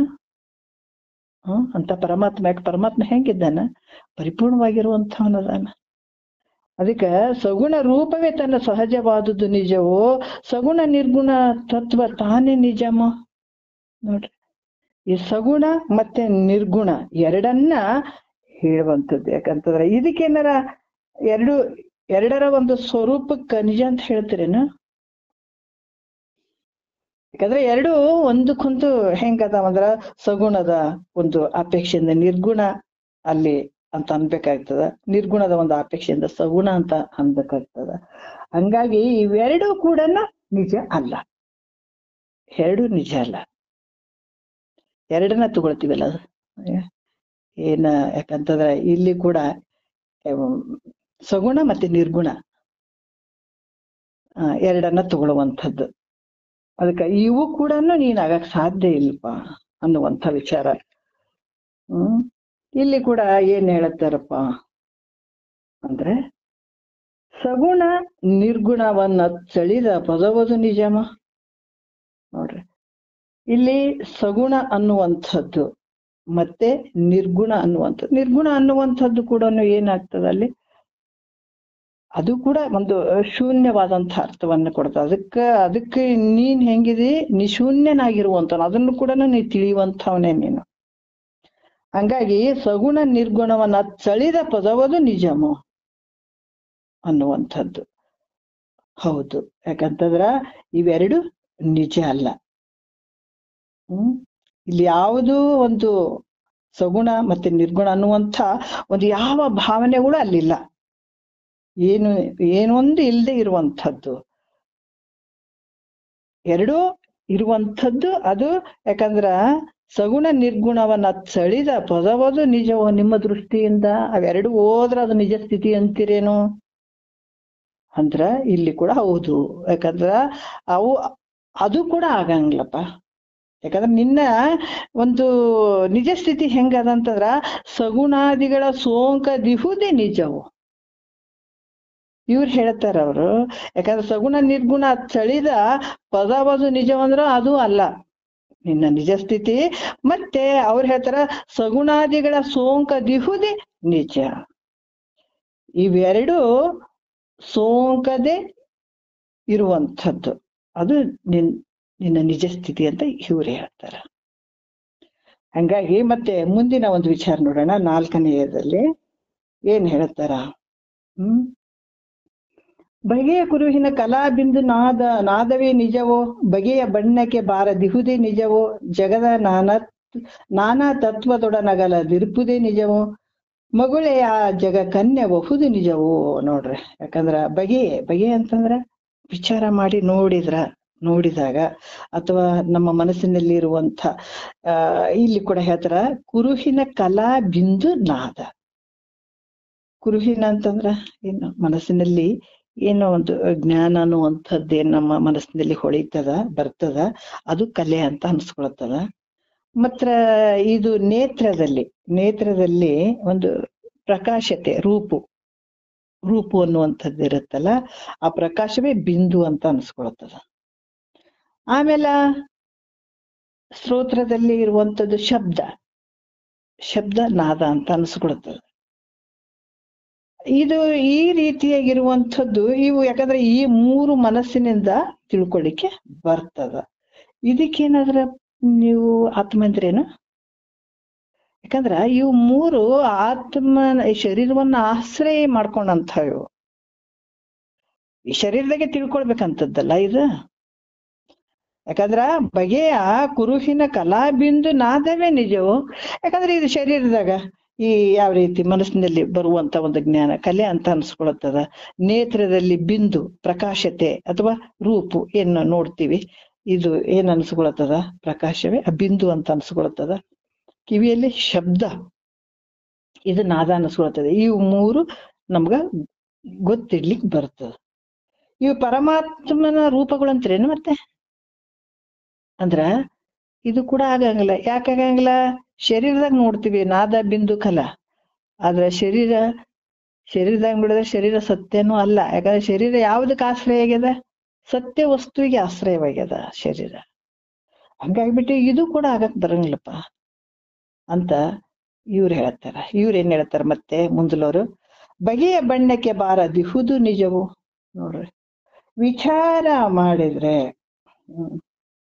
ಯಾಕಂತಂದ್ರ ಇದು ಯಾವ ರೀತಿ ಅಂತಂದ್ರೆ, ಇದು ಬಗೆ ವಿಚಾರ ಮಾಡಿದ್ರೆ ಈ ಮನಸ್ಸಿಗೆ ಅಂದ್ರ ಬಣ್ಣಕ್ಕೆ ಅಂದ್ರೆ ಗೋಚರಕ್ಕೆ ಇದು ಹಿಂಗೈತಿ ಹಂಗೈತಿ ಅಂತ ಏನಾದ್ರೂ ನಮ್ಗೆ ತೋರ್ತದೇನೋ ಅಂದ್ರ ಅದು ತೋರಂಗಿಲ್ಲ. ಯಾಕಂದ್ರೆ ಮಾತು ಮನಗಳಿಂದ ತತ್ತ ಮೀರಿದಂತ ಇರುವಂಥದ್ದು. ಅದಕ್ಕ ಈ ರೀತಿ ಅವ್ರು ಹೇಳ್ತಾರ, ಬಗೆಯ ಬಣ್ಣಕ್ಕೆ ಬಾರದಿಹುದೇ ನಿಜವೋ ಅನ್ನುವಂಥ ವಿಚಾರವನ್ನ ಹೆಂಗದ ಮನಸ್ಸಿಗೆ ಅದು ಗೊತ್ತಿಡ್ಲಿಕ್ಕೆ ಬರದೇ ಇರುವಂಥದ್ದು, ಮನಸ್ಸಿಗೆ ಅದು ತಿಳಿಯೋದೇ ಇಲ್ಲ, ಅದು ನಿಲ್ಕೋದಲ್ಲ, ಮನಸ್ಸಿಗೆ ನಿಲ್ಕದೇ ಇರುವಂಥದ್ದು ಅದು ನಿಜ. ಆಮೇಲೆ ಮುಂದೆಲ್ಲ ಹೇಳ್ತಾರ, ಜಗದ ನಾನಾ ತತ್ವದೊಡನಗಲದಿರುಪುದೇ ನಿಜಮೋ. ನೋಡ್ರಿ, ಜಗದ ನಾನಾ ತತ್ವಗಳು ಅದಾವಲ್ಲ, ಆ ತತ್ವದೊಡನೆ ಅಗಲದಿರುಪುದು ನಿಜವು. ಇಲ್ಲಿ ಕೂಡ ಹೇಳ್ತಾರೆ ಜಗತ್ತಿನಾಗ ಬಹಳಷ್ಟು 25 ತತ್ವಗಳು 24 ಕೆಲವೊಂದು ವಿಚಾರಗಳನ್ನ ಹೇಳ್ತಾರ ಅವ್ರು. ಯಾಕಂದ್ರ ಅಶುದ್ಧ ತತ್ವಗಳು, ಆಮೇಲೆ ಕೆಲವು 7 ಮಿಶ್ರ ತತ್ವಗಳು ಅಂತ ಹೇಳ್ತಾರ, 5 ಶುದ್ಧ ತತ್ವಗಳು ಅಂತ ಹೇಳ್ತಾರ. ಟೋಟಲ್ ಒಂದು 24 ಅಶುದ್ಧ ತತ್ವಗಳು ಅಂತ ಹೇಳ್ತಾರೆ. ಟೋಟಲ್ 36 ತತ್ವಗಳ ಬಗ್ಗೆ ಹೇಳ್ತಾರೆ. ಹಲೋ, ಅದಕ್ಕೆ ಇಲ್ಲೇನ್ ಹೇಳ್ತಾರೆ, 36 ತತ್ವಗಳು ಅಂತ ಕೂಡ ಹೇಳ್ತಾರೆ ಇಲ್ಲಿ. ಆದ್ರೂ ಕೂಡ ಈ ಒಂದು ಇವುಗಳ ಜೊತೆ ಕೂಡಿಕೊಂಡದ್ದು ನಿಜ ಐತೇನು? ನಿಜ ಅದು ನೋಡ್ರಿ. ಅಲ್ಲ, ಇವು ಎಲ್ಲವುಗಳ ಜೊತೆ ಕೂಡಿಕೊಂಡದ್ದು ನಿಜ ಐತೆ, ಇರ್ಬಹುದು, ಇದೆ ಅನ್ನುವಂಥದ್ದು. ಯಾಕಂದ್ರ ಇಲ್ಲಿ ಏನ್ ಹೇಳ್ತಾರಪ್ಪ, ಈ ನಾನಾ ತತ್ವಗಳೇನದಾವ, ಈ ತತ್ವಗಳ ನೋಡನೆ ಅಗಲದಿರುವುದೇ ನಿಜ ಅಂತ ಅವ್ರು ಹೇಳ್ತಾರ. ಅದಕ್ಕ ಈ ರೀತಿಯಾಗಿ ಅವ್ರು ಹೇಳುವಂಥದ್ದು ಇಲ್ಲಿ ಕೂಡ ಇವುಗಳೊಡನೆ ಬೆರೆಯದೆ ಇವ್ರು ಮುಂದಲು ಹೇಳ್ತಾರೆ. ಏನ್ ಹೇಳ್ತಾರ, ಈ ಒಂದು 7 ತತ್ವ, ಯಾಕಂದ್ರ 24 ಅಶುದ್ಧ ತತ್ವಗಳು, 7 ಮಿಶ್ರ ತತ್ವಗಳು, 5 ಶುದ್ಧ ತತ್ವಗಳು, 36 ತತ್ವಗಳು ಅಂತ ಹೇಳಿಸ್ಕೊತೇವೆ. ಎಲ್ಲವುಗಳ ಜೊತೆ ಕೂಡಿದಂಥದ್ದು ನಿಜ ಅದ ಸ್ವರೂಪ, ನಿಜ ಸ್ವರೂಪ ಐತೆ. ಅದಕ್ಕ ಮುಂದಲು ಹೇಳ್ತಾರೆ, ಮಗುಳೇ ಆ ಜಗಕ್ಕನ್ಯಬಹುದು ನಿಜಮು ಅನ್ನುವಂಥದ್ದು. ಯಾಕಂತಂದ್ರ ಇವು ಯಾವಕ್ಕೂ ಬೆರ್ತಿಲ್ಲ. ಹೆಂಗದ ನೇತಾ ಹೇಳ್ತಾರಲ್ಲ, ಧರೆ ಮೊದಲಾದ ಮೂಲ ಬಿಂದು ಕಡೆ ಚರವಾದಿ ಚರಾದಿಯೊಳಗೆಂದು ಬೆರೆಸದ ಆಶ್ರಯವಾಗಿ ನಿಂದು ತೋರ್ಪ ಗುರುಶಂಭುಲಿಂಗನೇ ನೀನೆ ಅಂತ ಹೇಳ್ತಾರೆ. ಆ ರೀತಿ ಏನಾರಾಗಿ ಇವುಗಳೊಡನೆ ಬೇರೆಯಾಗಿರುವುದು ನಿಜ ಅನ್ನುವಂಥದ್ದು. ಯಾವ್ದ್ರಾಗ ಬೆರೆತಿಲ್ಲ, ಎಲ್ಲದಕ್ಕೂ ಆಶ್ರಯವಾಗಿದೆ. ಆ ಸ್ವರೂಪ ಹೆಂಗಿದೆ, ಎಲ್ಲಕ್ಕೂ ಆಶ್ರಯವಾಗ್ಯದ. ಅದಕ್ಕೆ ಯಾವ ತತ್ವಗಳೊಡನೂ ಬೆರೆತಿಲ್ಲ, ಯಾವ್ದ್ರಲ್ಲಿ ಬೆರೆತಿಲ್ಲ, ಎಲ್ಲಕ್ಕೂ ಆಶ್ರಯವಾಗ್ಯದ. ಎಲ್ಲವನ್ನ ಸಾಕ್ಷಿ ರೂಪವಾಗಿ ತಿಳ್ಕೊಳ್ಳುವಂಥದ್ದು ಐತೆ. ಅದಕ್ಕ ಈ ರೀತಿಯ ಇದು ನಿಜ ಐತೆ ಅಂತ ಹೇಳುವಂಥದ್ದು. ಅದಕ್ಕ ನಿಮ್ಮ ಈ ರೀತಿ ಐತೇನು, ಕೆಲವೊಂದು ಪ್ರಶ್ನೆಗಳು ಹಾಕಿ ಅದಕ್ಕೆ ಉತ್ತರ ಇದಕ್ಕೆ ಹೌದಾ ನಿಂಬುದು, ಇದಕ್ಕೆ ನಿಂಬುದ, ಎಲ್ಲ ಮತವಾದಿಗಳಿಗೆ ಇದು ಹೌದಾ ಅಂತ ಕೇಳುವಂಥದ್ದು. ಅದಕ್ಕ ಇದು ನಿಜ ಐತಾ ಅನ್ನುವಂಥದ್ದು. ಇವೆಲ್ಲ ನಿಮ್ಮ ಅನುಭವಕ್ಕೆ ಹೆಂಗ್ ಬಂದಿದಾವೆ ಹೇಳ್ರಿ. ಬರೀ ನಾವ್ ತಿಳಿದೀವಿ ಅಂತ ಹೇಳ್ತೀರಲ್ಲ, ನಿಮ್ಮ ಅನುಭವಕ್ಕೆ ಬಂದದ್ದು ಹೇಳ್ರಿಪ್ಪ ನನ್ಗ. ಯಾವ್ದು ನಿಜ ಅಂತ ಹೇಳ್ತೀರಿ ಅನ್ನುವಂಥ ಪ್ರಶ್ನೆಗಳನ್ನ ಅವ್ರು ಮಾಡಿದಂತ. ಇದಕ್ಕೆ ನಿಜ ಅಂತೀರೋ, ಯಾವ್ದಕ್ಕೆ ನಿಜ ಅಂತೀರಿ ನೀವು ಅನ್ನುವಂಥ ವಿಚಾರವನ್ನ ಅವರು ಹೇಳ್ತಾ ಇದ್ದಾರೆ. ಇಲ್ಲಿ ಕೆಲವು ವಿಚಾರಗಳನ್ನ ಹೇಳಿ ನಂತರ ಕೊನೆಯ ಒಂದು ನುಡಿಯಲ್ಲಿ ಹೇಳ್ತಾರ. ಅವ್ರು ಹೇಳಿದ್ರು, ನೀವ್ ಹೇಳ್ರಿ ಎಲ್ಲಾ ಒಂದು ಯಾವ್ದಕ್ಕ ನೀವು ನಿಜ ಸ್ವರೂಪ, ನಿಜ ಸ್ಥಿತಿ ಅದ, ನಿಜ ವಸ್ತು ಅದಂತ ನೀವ್ ಹೇಳ್ರಿ, ಕೊನೆಗೆ ನಾನು ಹೇಳ್ತೀನಿ ಅನ್ನುವಂಥ ವಿಚಾರವನ್ನ ಹೇಳ್ತಾರ. ಅದಕ್ಕೆ ತತ್ ತೊಮ್ ಅಸೆ. ಯಾಕಂದ್ರೆ ತತ್ ಪದಾರ್ಥಗಳನ್ನ ಮತ್ತೆ ತೊಮ್ ಪದಾರ್ಥವನ್ನ ಅಲ್ಲಿ ವಿಚಾರ ಮಾಡಿ ನೋಡಿ ತಿರುಗ ಆ ವಿಚಾರಗಳನ್ನ ಹೇಳ್ತಾರ. ಅವರು 5ನೇ ನುಡಿಯಲ್ಲಿ ಹೇಳ್ತಾರ, ಫಲವು ಮತಭೇದ ವಾದವನುಳಿದು ಸಂಶಯದ ಒಲಬಿಲ್ಲದಾನು ನೀನೆಂಬುದು ದಳಿದು ಸೆಲೆ ನೇಮ ಸೀಮೆ ದೂರದ ಶಂಭು ಲಿಂಗವಾ ದುಳುಮೆ ಚಿನ್ಮಾತ್ರವದು ನಿಜ ಕಾಣಿರೇ. ನೋಡ್ರಿ ಎಷ್ಟು ಅದ್ಭುತವಾಗಿ ಹೇಳ್ತಾರ. ಎಲ್ರು ನಿಮ್ಮ ಭಾವನೆಗೆ ಬಂದ. ಯಾಕಂತಂದ್ರ ಆ ವಸ್ತುವನ್ನ ತಿಳಿಸ್ಬೇಕಂತಂದಾಗ ನೋಡ್ರಿ, ಯಾಕಂದ್ರ ಅಲ್ಲೆಲ್ಲೇ ವಿಚಾರವನ್ನ ತಿಳ್ಕೊಂಡು ಅಷ್ಟೇ ಕೂಡಬಾರ್ದು ಅನ್ನೋದಕ್ಕಾಗಿ ಈ ವಿಚಾರಗಳನ್ನ ಅವ್ರು ತಿಳಿಸ್ತಾ ಇದ್ದಾರೆ. ಎಲ್ಲಾ ಪ್ರಶ್ನೆಗಳಿಗೂ ಒಂದೊಂದು ಮತದವರು ಒಬ್ಬೊಬ್ರು ಅಭಿಪ್ರಾಯಗಳು. ಯಾಕಂದ್ರೆ ನಾನಾ ರೀತಿಯಲ್ಲಿ ನಮ್ಗೆ ಇಂಥ ಅನುಭವ ಆಯ್ತು, ಇದನ್ನೇ ಸರಿ ಅನ್ಕೊಂಡು ಕೂತ್ಕೊಂಡಾಗ ಅವ್ರು ಹೇಳುವಂತ ವಿಚಾರಗಳು ನಮ್ಗೆ ಹಿಂಗ ಸರಿ ಆಗ್ತದೆ, ಇದೇ ಕರೆಕ್ಟ್ ಅಂತ ಎಲ್ಲಾ ಮತವಾದಿಗಳು ಅವ್ರು ತಮ್ಮ ಅಭಿಪ್ರಾಯಗಳನ್ನ ಹೇಳಿದ್ರು. ಯಾಕಂದ್ರೆ ಈ ತತ್ವಮ್ಮ ಒಂದು ಈ ಪದಗಳ ಅರ್ಥದಲ್ಲಿ ಬಹಳಷ್ಟು ವಿಚಾರಗಳನ್ನ ಅನೇಕ ಮತವಾದಿಗಳು ನಾನಾ ರೀತಿಯಿಂದ ಹೇಳ್ಕೊಂಡ್ ಬರ್ತಾರ. ಅದ್ರ ಬಗ್ಗೆ ವಾದನೂ ಮಾಡ್ತಾರೆ. ಇದು ಹಿಂಗಲ್ರಿ ಅಂತ ಹೇಳುವಂಥದ್ದು ಕೂಡ ಹೇಳ್ತಾರ. ಹಂಗಾಗಿ ಇವು ಯಾವಕ್ಕ ನಾವು ವಿಚಾರವನ್ನ ಮಾಡ್ಬೇಕು ಈ ವಿಷಯದಾಗ, ಯಾಕಂದ್ರೆ ಜ್ಞಾನದ ಮಾರ್ಗ ಇದು ಮೇಲ್ಮಟ್ಟದ್ದು, ತುಂಬಾ ಮೇಲ್ಮಟ್ಟದ್ದು. ಕೆಲವು ವಿಚಾರಗಳು ಬಂದಿದಾವ. ಯಾಕಂತಂದ್ರ ಒಂದು ಆಪರೇಷನ್ ಮಾಡ್ಬೇಕಾದಾಗ ಡಾಕ್ಟ್ರ್ ಹೇಳ್ದಂಗ ಆತ ಸಂಪೂರ್ಣ ಡಾಕ್ಟ್ರ್ ಒಂದು ಇದಕ್ ಒಳಪಡ್ಬೇಕಾಗ್ತದತ್ತ. ಯಾಕಂದ್ರ ಅವ್ರು ಹೇಳ್ದಂಗ ಅವ್ರು ಆಪರೇಷನ್ ಮಾಡ್ಕೊಂಡು ತುಂಬಾ ದಿವಸ ಅವ್ರು ಎಷ್ಟು ದಿವಸ ಇರಂತಾರ ಅಷ್ಟು ದಿವಸ ಇದ್ದು ಆತ ಹೊರಗ್ ಬರ್ಬೇಕಾಗ್ತದ. ಅವಾಗ ಸಂಪೂರ್ಣ ಆರೋಗ್ಯವಾಗ್ತಾನವನು. ಇದು ಜ್ಞಾನ ಕೂಡ ಹಂಗೇನೆ. ಯಾಕಂದ್ರ ಇದು ಪೂರ್ತಿ ತಿಳಿಯೋ ಮಟ್ಟ ಬಹಳಷ್ಟು ಸಂಶಯಗಳು ಇರ್ತಾವ. ನಮ್ಮ ಸ್ವರೂಪ ಜ್ಞಾನ ತುಂಬಾ ದೃಢ ಆಗೋವರೆಗೂ. ಯಾಕಂದ್ರ ಅದೃಢ ಆದಾಗ ಹಿಂಗೆಲ್ಲ ಬರ್ತಾವ ಸಂಶಯಗಳು. ಈಗ ನಮಗ್ ಪಕ್ಕ ದೃಢ ಆಯ್ತು ಅಂದ್ರೆ ಭಗವಂತ ಎಲ್ಲ ಕಡೆ ಕಾಣಿಸ್ತಾನ. ನಾವ್ ಯಾವ ರೂಪದಿಂದ ನೋಡಕ್ ಹೋಗ್ಬೇಕಾಗಿಲ್ಲ. ಸಗುಣ ರೂಪದಲ್ಲಿ ಅದು ಐತಿ ಇದಾಯ್ತಿ ಏನು ಮಾಡಕ್ಕಾಗಿಲ್ಲ. ಯಾಕಂದ್ರೆ ನಮಗ ಜ್ಞಾನ ದೃಢ ಆಯ್ತು ಅಂತಂದಾಗ ನಮ್ಗೆ ಯಾವ್ದು ಅಲ್ಲಿ ಸಂಶಯಗಳಿಗೆ ಅವಕಾಶ ಇರಂಗಿಲ್ಲ. ಈಗ ಯಾವಾಗ ನಮ್ಗ ಅದೃಢ ಆಯ್ತು, ನಾವು ಕೇಳುವಂಥದ್ದು ಅಷ್ಟ ಆಗಿರ್ಲಿಲ್ಲ, ಇವೆಲ್ಲ ಆಯ್ತಂದ್ರ ಮಧ್ಯೆ ಇವೆಲ್ಲ ಸಂಶಯಗಳಿಗೆ ಎಡೆ ಆಯ್ತಂದ್ರ ಅಲ್ಲಿ ಕಷ್ಟ ಆಗ್ತದ. ಅದಕ್ಕ ಇಲ್ಲಿ ಕೂಡ ಹೇಳ್ತಾರ ಸಂಶಯ, ಈ ವಾದ ವಿವಾದ ಇವೆಲ್ಲ ಬರಂಗಿಲ್ಲ ಇಲ್ಲಿ. ಯಾವ ಇಲ್ಲ, ಈ ಸಂಶಯಗಳು ಕೂಡ ಇರಂಗಿಲ್ಲ. ಯಾವ ಸಂಶಯಕ್ಕ ಅವಕಾಶನೇ ಇಲ್ಲ. ನಾವು ಬಹಳಷ್ಟು ಏನ್ ಮಾಡ್ತೀವಿ, ಒಂದ್ ಸ್ವಲ್ಪ ತಿಳ್ಕೊಂಡಿರ್ತೀವಿ. ತಿಳ್ಕೊಂಡು ಅದ್ರ ಬಗ್ಗೆ ನಾವು ಬಹಳ ಇದು ಹೆಂಗ ಅದು ಹೆಂಗ ಇದು ಹೆಂಗ ಬಟ್ ಅದಕ್ಕೆ ಉತ್ತರ ಸಮರ್ಪಕವಾಗಿ ನಮಗ್ ಸಿಗಂಗಿಲ್ಲ. ಅಲ್ಲಿ ತೃಪ್ತಿನೂ ಆಗಂಗಿಲ್ಲ. ನಮಗ್ ಪಕ್ಕ ತಿಳಿಬೇಕು ಅಂತಂದ್ರ ಕೆಲವು ನೋಡ್ರಿ, ಈ ತತ್ವಮಸಿ ವಾಕ್ಯ ಇದು ಎಲ್ರಿಗ ಅಷ್ಟು ಬೇಗ ಸಿಗುವಂತದ್ದಲ್ಲ. ಈ ವಿಚಾರಗಳು ಇದಕ್ಕೂ ಟೈಮ್ ಬರ್ಬೇಕು ಅಂತಾರ ಮಹಾತ್ಮರು. ಇದಕ್ಕೆ ಯಾಕಂದ್ರೆ ಅಷ್ಟು ಕೂಡಿ ಬಂದಾಗ ಈ ವಿಚಾರಗಳು ನಮ್ಗ ಆಳವಾಗಿ ತಿಳಿಯುವಂಥದ್ದು. ಯಾಕಂದ್ರೆ ಈ ಪರೋಕ್ಷವಾಗಿರುವಂತಹ ಜ್ಞಾನ ಇದೆ ಅನ್ನುವಂತ ಜಗತ್ತು ಇದೆ ಅನ್ನೋದ್ರಾಗ ಅದ. ಆದ್ರ ಆ ಇದೆ ಅನ್ನುವಂಥ ಅಪರೋಕ್ಷ ಜ್ಞಾನದಾಗಿಲ್ಲ ಜಗತ್ತು. ಎಲ್ಲೋ ಒಬ್ಬೊಬ್ರು ಅಷ್ಟೇ ಇಲ್ಲಿ ಬಂದಂಥದ್ದು. ಯಾಕಂದ್ರೆ ಪರೋಕ್ಷ ಜ್ಞಾನದಲ್ಲಿ ಇದೆ ಎಲ್ಲಿದೆ ಗೊತ್ತಿಲ್ಲ. ಆ ಪರಮಾತ್ಮ ಜ್ಞಾನ ಅನ್ನುವಂಥ ಭಾವ ಇಲ್ಲ, ಅದು ಬಂದಿದೆ ಪ್ರಚಿತಿಯಲ್ಲಿ.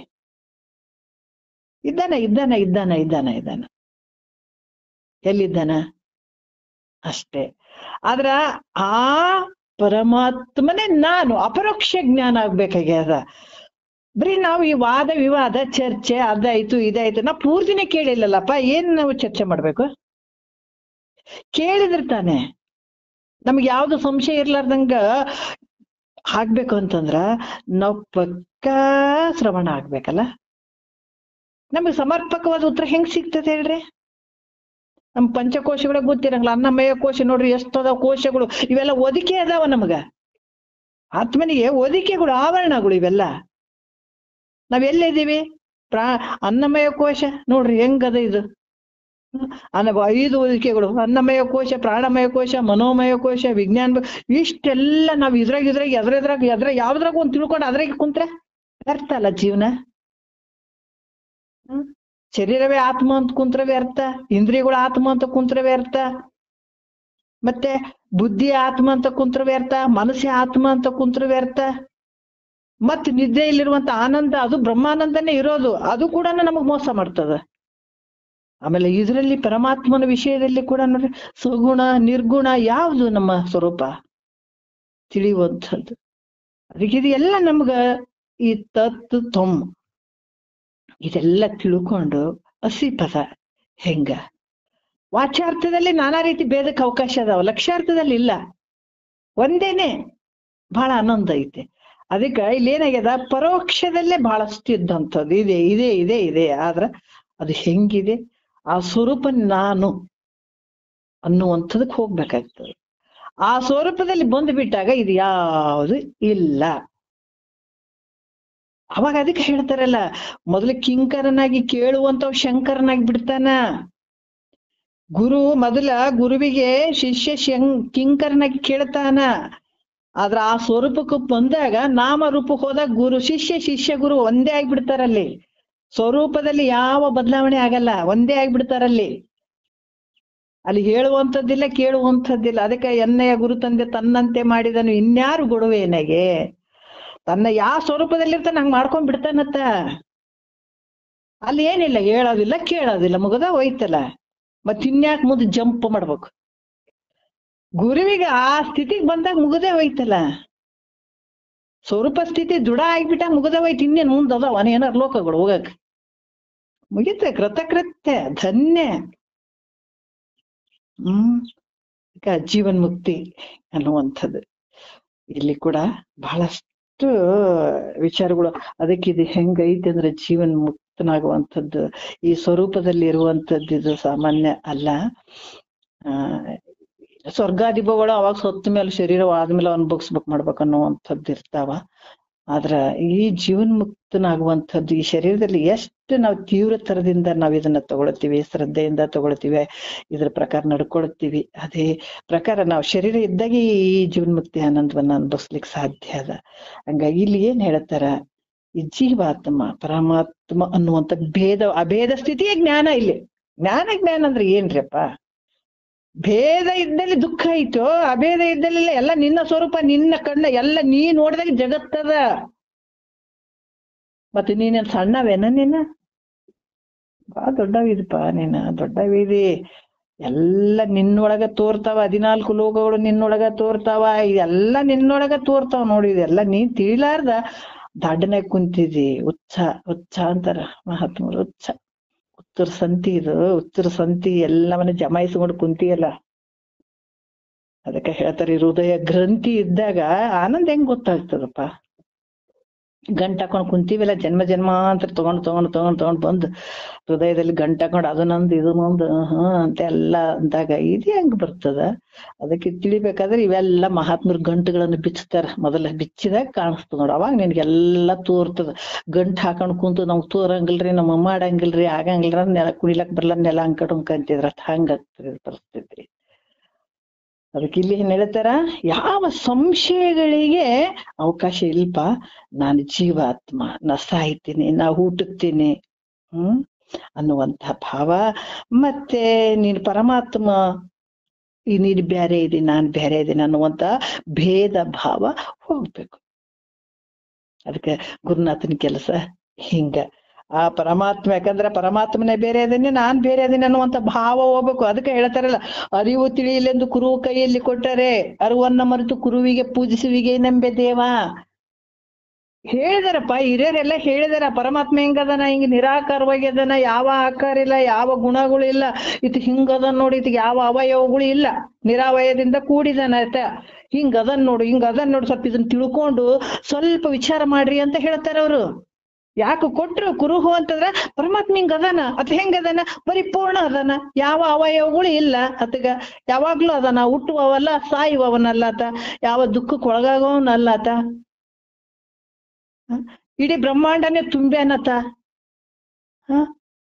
ಈ ರೀತಿ ಹೇಳಿದದಕ್ಕ ಅವ್ರು ಕುರುಹು ಕೊಟ್ರ. ನಾವು ಕುರುವಿಗೆ ಪೂಜಿಸ್ಕೊಂಡು ನನಗೆ ಅಲ್ಲೇ ಮುಕ್ತಿ ಆಗ್ತದ ಅಂತ ಅದನ್ನ ಪೂಜೆ ಮಾಡ್ಕೊಂಡ್ ಕುಂದ್ರೆ ಏನ್ ಹೇಳ್ತಾರೆ ನಿನಗ? ಇನ್ನು ಮುಂದಕ್ಕೆ ಹೋಗಪ್ಪ, ಗುರು ಪರಮಾತ್ಮನೇ ಗುರು ರೂಪಾಯಿಗೆ ಬಂದನ, ಆತನ ವಾಕ್ಯಗಳನ್ನ ಕೇಳು, ನೀ ಎಷ್ಟು ದೊಡ್ಡವ, ಅದು ಆ ಲಿಂಗ ಎಷ್ಟು ದೊಡ್ಡದನ್ನ ನಿನಗ್ ಗೊತ್ತಾಗ್ತದ, ಅವಾಗ ಗೊತ್ತಾಗ್ತದ ನಿನಗ. ಹೇಳ್ತಾರ, ಲಿಂಗ ಮಧ್ಯೆ ಜಗತ್ ಸರ್ವಂ ಅಂತ ಹೇಳ್ಯಾರ. ಲಿಂಗಮಯಂ ಜಗತ್ತು. ಎಷ್ಟು ಅದ್ಭುತ ರೀ. ಎಲ್ಲಿದ್ದೆ ನಾನು? ಇಲ್ಲೇ ಹುಟ್ಟಿನಿ, ಇಂತಲ್ಲೇ ಹುಟ್ಟಿನಿ ಅನ್ನೋ ನಾನು ಗುರುವಾಕ್ಯ ಕೇಳಿಯರ್ ದೊಡ್ಡವಾಗಿ ಬಿಟ್ಟ ಆತ. ತನ್ನೊಳಗೆ ಜಗತ್ತು, ತನ್ನೊಳಗೆ ಎಲ್ಲ ಜಗತ್ತು ತೋರಕತ್ತಿ ಬಿಡ್ತದಲ್ಲ, ಇದು ಸಣ್ಣ ಕೆಲಸ ಏನ? ಅದಕ್ಕ ಇದು ಪರಮಾತ್ಮ ಜೀವಾತ್ಮ, ಪರಮಾತ್ಮ ಬೇರೆ ಅದಾನ, ಜೀವಾತ್ಮ ಬೇರೆ ಅದಾನ. ಆತ ಪೂಜೆ ಮಾಡಿಸ್ಕೊಳವ, ನಾನ್ ಪೂಜೆ ಮಾಡವ, ಇವೆಲ್ಲ ಸಣ್ಣ ಬುದ್ಧಿಗಳು ಹೋಗುವಂಥದ್ದು. ಅವ್ ಯಾವ ಉಳಿಯಂಗಿಲ್ಲ, ಅಲ್ಲಿ ಉಳಿಯೋದೇ ಇಲ್ಲ ಅಲ್ಲಿ. ಹಂಗಾಗಿ ಇಲ್ಲಿ ಏನಂತ, ನೀನ್ ಬೇರೆ ಅಲ್ಲ, ಆತನ ಸ್ವರೂಪ ಬೇರೆ ಅಲ್ಲ, ನೀನ್ ಬೇರೆ ಅಲ್ಲ. ನೀ ಮರ್ತ್ಕೊಂಡು ನೀರ್ ಕೂತ್ಕೊಂಡಿದ್ಯ. ಈಗ ಏನಾಗ್ಯದ, ಗುರು ಮುಖಾಂತರ ತಿಳ್ಕೊಂಡು ನೀನ್ ಎಷ್ಟು ದೊಡ್ಡವಿದಂತ ಗೊತ್ತಾಗ್ತದ. ಇಲ್ಲಿ ಜೀವಾತ್ಮ ಪರಮಾತ್ಮನು ಅಂತ ಭೇದ ಹೋಗಿ ಮಾಯ ಅವಿದ್ಯೆ ಉಪಾಧಿಗಳನ್ನ ತೆಗೆದು ಹಾಕುವಂಥದ್ದು. ಇದು ತೆಗೆದು ಬಿಟ್ಟಾಗ ಆತನೇ ಇದ್ದ, ಆತನೇ ಉಪಾಧಿಯಿಂದ ಹಿಂಗಾಗಿದೆ ಅಷ್ಟೇ ಹೊರತಾಗಿ ಉಪಾಧಿಗಳನ್ನ ತೆಗೆದು ಹಾಕಿದಾಗ ನೀನೇನ್ ಬೇರೆ ಇದೆನಪ್ಪ? ಅದಕ್ಕೆ ಇವೆಲ್ಲ ಉಪಾಧಿಗಳ ಧರ್ಮದಿಂದ ಈತ ಹಿಂಗ್ ಕುಂತಾನ, ಜೀವಾತ್ಮ ಅನ್ಕೊಂಡ್ ಕುಂತಾನ. ನಾ ಸಾಯ್ತೀನಿ, ಹುಟ್ಟುತ್ತೀನಿ, ಹಂಗಾದ ಹಿಂಗಾದ ಅಂತ ಈತ ಕುಂತಾನ. ಮಾಯ ಉಪಾಧಿಯಿಂದ ಈಶ್ವರ ಮಹೇಶ್ವರ ಆತ ಹಂಗ ಅನ್ಕೊಂಡಿದ್ದಾನ. ಆದ್ರೆ ಈ ಉಪಾಧಿಗಳನ್ನ ತೆಗೆದಾಗ ಈ ರೀತಿ, ಯಾಕಂದ್ರ ಉಪಾಧಿಗಳನ್ನ ಹಿಡ್ಕೊಂಡು ಹಂಗ ಹಿಂಗ ಅಂತ ಅನ್ನುವಂಥದ್ದು ಅದು ಒಂದು ನೇಮ. ಉಪಾಧಿಗಳಿಂದ ಸಲುವಾಗಿ ನಾವು ಇದನ್ನೆಲ್ಲ ಹೇಳ್ತೀವಿ, ಹಿಂಗದನ ಹಂಗದನ, ಪರಮಾತ್ಮ ಹಿಂಗದನಪ್ಪ ಹಂಗದನ, ಮಹೇಶ್ವರ ಈಶ್ವರ ಹಿಂಗದನ ಅಂತೀವಿ, ಜೀವಾತ್ಮ ಹಿಂಗದನ ಅಂತ ನಾವು ಹೇಳ್ತೀವಿ. ಉಪಾಧಿಯಿಂದ ಅಲ್ಲಿ ಒಂದ್ ಕೆಲವೊಂದು ನಿಯಮಗಳು ಹೇಳ್ತೀವಿ, ಅಷ್ಟಿದ್ದಾನ ಇಷ್ಟಿದ್ದಾನೆ, ಹಿಂಗದನ ಹಂಗದನ ಅನ್ನುವಂಥದ್ದು ಹೇಳುವಂಥದ್ದು. ಇವೆಲ್ಲವನ್ನ ಮೀರಿ ಹೋಗುವಂಥದ್ದು ನೋಡ್ರಿ. ಯಾವ ಸೀಮೆಗಳು ಇಲ್ಲ. ನಾವು ಅರ್ಥ ಮಾಡ್ಕೋಬೇಕು. ಈಗ ಬೆಂಗಳೂರು ಇಷ್ಟ ಐತಪ್ಪ, ಇಷ್ಟು ಒಂದು ಅರ್ಥ ಮಾಡ್ಬಿಟ್ಟು ಇದು ಇಷ್ಟಕ್ಕೆ ಸೀಮಿತ, ಬೆಂಗಳೂರು ಸೀಮೆ ಆಯ್ತು, ಇದು ರಾಯಚೂರು ಸೀಮೆ ಆಯ್ತು, ಇದು ಗುಲ್ಬರ್ಗ ಸೀಮೆ ಆಯ್ತು, ಇದು ಬಳ್ಳಾರಿ ಸೀಮೆ ಆಯ್ತು ಅಂತ ಹೇಳಿ ಅವೆಲ್ಲ ಯಾರು ಮಾಡ್ಕೊಂಡಿರ್ತದ? ಏನಾದ್ರೂ ಭೂಮಿಗೆ ಏನಾದ್ರು ಐತೇನ ಸೀಮೆ? ಆಕಾಶಕ್ಕೆ ಏನಾದ್ರು ಐತೇನ? ನಾವು ಅಲ್ಲಿ ಮಾಡ್ಕೊಂಡು ಯಾಕ? ಜೀವ ಭಾವದಿಂದ ಇಷ್ಟೆಲ್ಲ ಗದ್ದಲಕ್ಕೆ ಬಿದ್ದಂಥದ್ದು ಎಲ್ಲವನ್ನ ಲಿಮಿಟ್ ಮಾಡ್ಕೊಂಡಿದೀವಿ, ಸೀಮೆ ಮಾಡ್ಕೊಂಡಿದೀವಿ. ನಮ್ದು ಇಷ್ಟೈತೆ. ಯಾವಾಗ ಇವೆಲ್ಲ ಭಾವಗಳು ಬರ್ತಾವ? ಜೀವ ಭಾವ ಇದ್ದಾಗ ಬರ್ತಾವ. ಇವೆಲ್ಲ ಗದ್ದಲಕ್ಕೆ ಯಾವಾಗ ಬೀಳ್ತದಂದ್ರೆ ಜೀವ ಭಾವ. ಅದಕ್ಕೆ ಈ ಜೀವ ಭಾವವನ್ನ ಮೀರ್ಬೇಕಂತ. ಜೀವ ಹೋಗುವಂತಲ್ಲ, ಜೀವ ಭಾವ ಎಲ್ಲವನ್ನ ಸೀಮೆ. ಅದಕ್ಕೆ ಹೇಳ್ತಾರೆ ಮಹಾತ್ಮ ಹೆಂಗಿರ್ತಾನ? ನೀತಿಗಳೆದು ಕಾಯ ಕರಣ ಕಾರ್ಯಗಳ ಭೂತ ಕಾರಣ ಪಂಚಕವ ನುಳಿದು ನೀತಿ ಭೀತಿಯ ಮೀರಿ ನಿಂದು ನೋಡಲು ಪರಂ ಜ್ಯೋತಿ ಸ್ವರೂಪ ನೀನಾಗುತ್ತಿಂತು ಭವಮಾಲೆಗೊಳಗಾದೆನೆಂಬುದೇ ಪುಸಿ ನಿನ್ನ ವಿವರಿಸಿ ನೋಡಲೆ ಜೀವನೇ, ವಿವರಿಸಿ ನೋಡಲೆ ಜೀವನೇ. ಎಷ್ಟು ಅದ್ಭುತವಾಗಿ ಹೇಳ್ತಾರ ನೋಡ್ರಿ, ಎಷ್ಟು ಒಂದು ತಿಳಿಸಿ ಹೇಳಿದಾರ ಅವರು. ಇವೆಲ್ಲ ಯಾವ ಭೇದಕ್ಕೆ ಅವಕಾಶ ಇದ್ದಾಗ ಇವೆಲ್ಲ ಸೀಮೆ ಅವೆಲ್ಲ ಬರ್ತವೆ. ಎಲ್ಲೇ ಐತಪ್ಪ ಸೀಮೆ? ಆಕಾಶಕ್ಕೆ ಏನಾರ ಐತೇನಪ್ಪ? ನೋಡು, ಪ್ರಾಕ್ಟಿಕಲ್ ಆಗಿ ನೋಡು. ಅದ್ರಂಗ ನಿನಗೂ ಯಾವುದು ಇಲ್ಲ ಅಲ್ಲಿ, ಲಿಮಿಟೆಡ್ ಯಾವ್ದು ಒಂದು ಸೀಮೆ ಅನ್ನುವಂಥದ್ದು. ಆಮೇಲೆ ಕೆಲವು ನೇಮಗಳು ಸೀಮೆ ಇವು ಯಾವು ತೋರದೆ ಇವೆಲ್ಲ ಉಪಾಧಿಗಳು ಕಳೆಯುವಂಥದ್ದು. ಉಪಾಧಿಗಳನ್ನ ಕಳೆದಿವಿ ನೋಡ್ರಿ. ಅದಕ್ಕೆ ಹೇಳ್ತಾರ ನೇತಿಗಳೆದು ಕಾಯ ಕರಣ ಕಾರ್ಯಗಳು ಭೂತ ಕಾರಣ ಪಂಚಕವನ್ನ ಉಳಿದು ನೀತಿ ಭೀತಿಯ ಮೀರಿ ನಿಂದು ನೋಡಲು. ಅಲ್ಲಿ ನೀತಿನೂ ಇಲ್ಲ, ಭೀತಿನೂ ಇಲ್ಲ, ಏನು ಉಳ್ಕೊಂಡಿಲ್ಲ. ಎಲ್ಲವನ್ನ ಮೀರಿ ಹತ್ತಿಬಿಟ್ಟು ನೋಡ್ರಿ ಮ್ಯಾಲ ಮೆಟ್ಲ. ಎಂತ ಆನಂದ್ರಿ ಇದೆ. ಅದಕ್ಕೆ ಮಹಾತ್ಮರು ಬಹಳ ವಿಚಾರಗಳನ್ನ ಹೇಳ್ತಾರೆ. ಅದಕ್ಕೆ ಉಪಾಧಿ ಧರ್ಮಗಳನ್ನ ಕಳೆಯುವಂಥದ್ದು. ಆಮೇಲೆ ಈ ನೇಮ ಸೀಮೆ ಇವೆಲ್ಲ ಉಪಾಧಿ ಧರ್ಮಗಳನ್ನ ಕಳೆದಾಗ ಉಳಿದಿರುವಂಥದ್ದು ಏನಿರ್ತದೆ? ನೀನೇ ಪ್ಯೂವರ್ ಚಿನ್ನ. ಅದಕ್ಕೆ ಚಿನ್ನಕ್ಕೆ ಯಾಕೆ ಅಷ್ಟು ಬೆಲೆಗಳು ಅಂತಂದ್ರ ಅದು ಇದ್ರ ಒಂದು ಏನು ಅದ ಇದ್ರ ಅರ್ಥದಲ್ಲೇ ಅದಕ್ಕೂ ಚಿನ್ನಕ್ಕೆ ಬಹಳ ರೇಟ್. ಎಲ್ಲಿಟ್ರು ಕೂಡ ಅದ್ ಕರಗ ಏನಂದ್ರ ಅದಕ್ಕೆ ಯಾವ್ದು ಒಂದು ಕಲ್ಮಶ ಉಳಿಯಂಗಿಲ್ಲ. ಪ್ಯೂರ್ ಚಿನ್ನಕ್ಕೆ ಯಾಕೆ ಬೆಲೆ ಇರ್ತದೆ?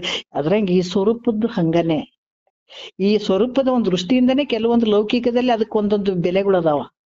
ನಾವ್ ಸ್ಫಟಿಕಕ್ಕೆ ಯಾಕೆ ಅಷ್ಟು ಬೆಲೆ ಐತಂದ್ರ ಅದು ಆತ್ಮನ ಸ್ವರೂಪ ನೋಡ್ರಿ. ಹಂಗದ ಆತ್ಮ ಹೆಂಗಿದ್ದಾನ? ಪರಿಶುದ್ಧವಾಗಿ ಅದನ್ನ ಸ್ಫಟಿಕದ ಒಂದು ದೃಷ್ಟ ಅಂತ ನೋಡ್ರಿ. ನಾವು ರುದ್ರಾಕ್ಷಿ ಅಂತೀವಿ, ಪಂಚಮುಖದಿಂದ ಕೂಡಿದಂತ ಶಿವ ಹಿಂಗದನ್ ನೋಡ್ರಿ. ಅಂತ ಎಷ್ಟು ಅದ್ಭುತ. ನಾವು ಪ್ರಾಕ್ಟಿಕಲ್ ಆಗಿ ತಿಳ್ಕೋಬೇಕು. ನಾವು ಪ್ರಕೃತಿ ಅನ್ನುವಂಥದ್ದು ಪರಮಾತ್ಮ ನಮಗ್ ಪ್ರಾಕ್ಟಿಕಲ್ ಆಗಿ ಕೊಟ್ಟಿದ್ದಾನ. ಅದ ನೋಡ್ರಿ ಇದ್ರಾಗ ನೋಡ್ರಿ ಅಂತ. ಹಂಗಾಗಿ ಇಲ್ಲಿ ಕೂಡ ಏನು ಆನಂದ ಘನರೂಪ ಶಂಭುಲಿಂಗ ಸ್ವರೂಪವಾದ ಚಿನ್ಮಾತ್ರ ನೋಡ್ರಿ.